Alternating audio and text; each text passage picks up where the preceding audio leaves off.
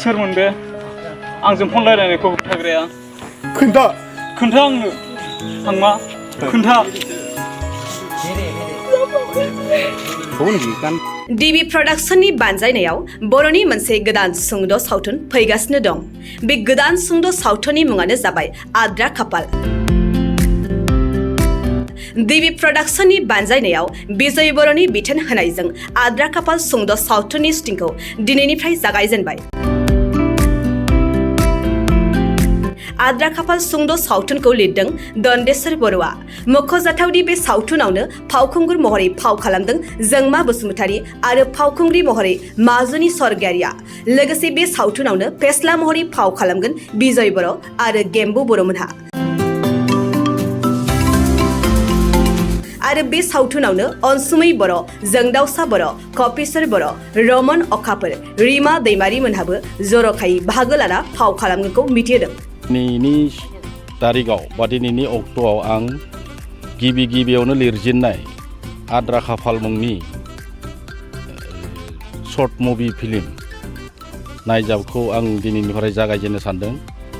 ओंखायनो दिनैनिफ्राय जागायगोन सावथुनगिरि बा फावखुंगुर बिथांमोनखौ आं गिबियावनो खावलायनो सानो जे दिनैनिफ्राय जागायजेननायनिफ्राय जोबजासिम जाहाथे मोजां रोखोमै फावखुंगुर खालामनो हायो बेनि थाखाय आं गिबि आर'ज गाबहरनाय जाबाय।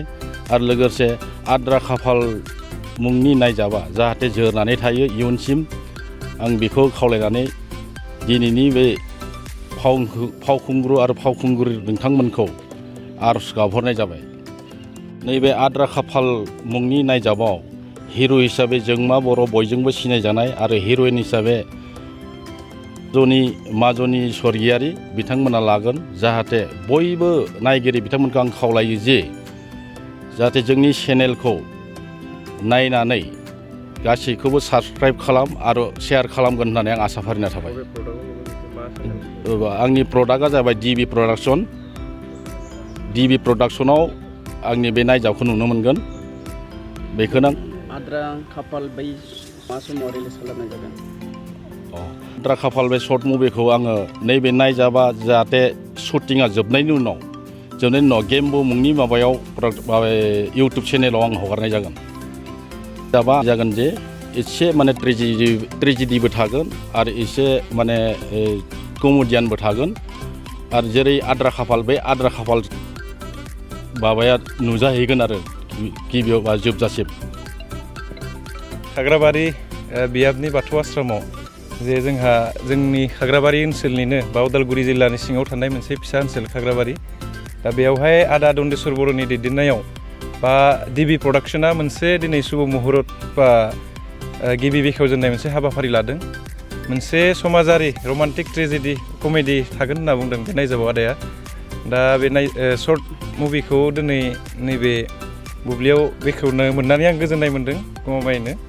दा नैबे आद्रा खाफाल बे आद्रा खाफालाव जोंहा फाव खालामगोन सावथुन मुलुगनिनो बयजोंबो सिनायजानाय जोंमा हिर' महरै बिथाङा फाव खालामगोन। आरो माजुनि स्वर्गियारि बिनानावा लिडिं रल बा गाहाय फावखुंग्रि महरै माने फाव लागोन। आरो नैबे आद्रा खाफाल बे सुंद' नायजाबखौ बा सुंद' सावथुनखौ जोंहा डाइरेक्सन होगोन ओनसोलनिनो बा सावथुन मुलुगाव बयजोंबो सिनायजानाय बिजय अर्थात जों सामब्राम होननानै सिनायो बिथाङा डाइरेक्सन होगोन। आसा खालामो बयबो रायजो राजाया बा मदद होलांगोन बा बिथांमोननि नायजाबखौ अनसायगोन आं बेखौ आसा खालामो। लोगोसे जिखिनि बिथांमोनजों क'आर्टिस्ट बा फाव खालामलांफागोन बिथांमोनाबो वेल एक्सपिरियेन्स गोनां गोजा गासिबो। बेखौबो आं इसोरनाव आर'ज गाबदेरदों जे आदा दन्देश्वर बर'आ बेनो गिबिसिन हयथ' सावथुन मुलुगाव मोनसे आगान बा सुंद' बिथाङा सावथुननि गेजेरजों बिथाङा नैबे बर' सावथुन मुलुगाव आगान होजेनदों। आरो जोंबो जोंनिनो ओनसोलनि बाखि हिसाबै आरो जोंजों सानफ्रोमबो लोब्बा गोनां हिसाबै आदाखौ जोङोबो मदद होनो फैदों। आरो बे मदद होनो फैनायावनो आंखौ बेखेवनो होनायलाय आं गमामायैनो गोजोननाय मोनदों। आदा दन्देश्वर बर' बिथाङा सावथुनजोंनो लोब्बा गोनांखा मानसिया बा खन्थाइ रायथाइनि अनगायैबो बिथाङा मेथाइ बा बिदिनो सुंद' नायजाबफोर लिराखै नङा लिरदों खिन्थु मोगथां मुलुगाव बा बिदि होआखैमोन बिथाङा मोनसे गाब होआखै होननो हायो आरो जे सिनेमा हिसाबै बानायाखैमोन दानि बे आद्रा खाफालजों बिथाङा बानायजेनगोन आङो फार्स्ट स्टाडि खालामनाया माबा जिउ रावरि बे शुटिं खालामदोंमोन रुल लादोंमोन बेयाव गेम्बु होननानै मुं दोनदोंमोन बे रायजोफ्रा गासिबो नायनानै सापर्ट होनानै आंनि मुंखौ गेम्बु गाबज्रिनायखाय गेम्बुआवनो दोननाय जाबाय रायजोफ्रा अनसायनायखाय दा बेखौनो गेम्बुखौनो लायो आरो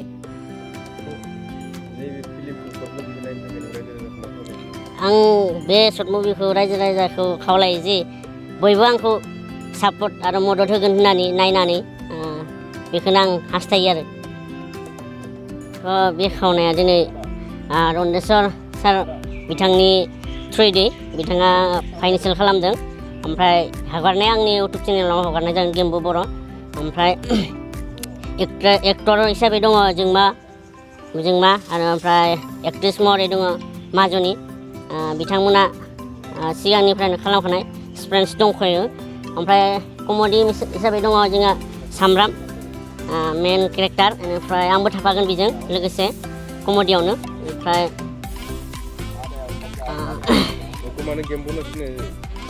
आङो इउटुब चेनेल खुलिनाय दंखायो नालाय बेयावनो गेम्बु बर' दोनबाय बेयावनो आरो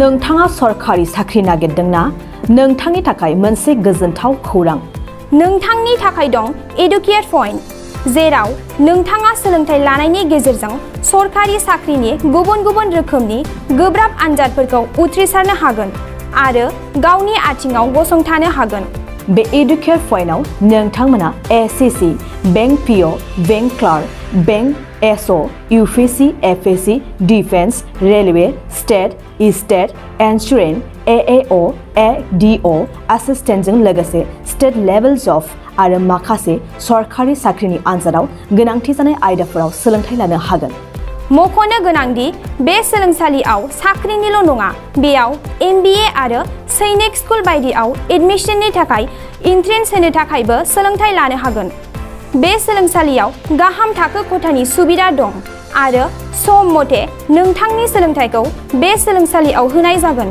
बेखौबो मिथिनांगोन दि बे एडुकेट पइन्टआव सोलोंथाइ लानानै बावैसो 2021-22 इं मायथाइनि एसएससि जिडिनि आनजादाव गासै 11 सा सोलोंसाफोरा उथ्रिसारनो हादों बारा नङा गासै 15,000 रांजोंनो नोंथाङा बे सोलोंसालियाव 6 दानसिम सोलोंथाइखौ लानो हागोन बे सोलोंसालिया क'क्राझार बरपेटा रड गवालपारा आरो बङाइगावआवबो दं क'क्राझाराव सोलोंथाइ लानो गोसो गुदुं जानाय सुबुंफोरा 70020261133 9101 536360 70020261133 9101536360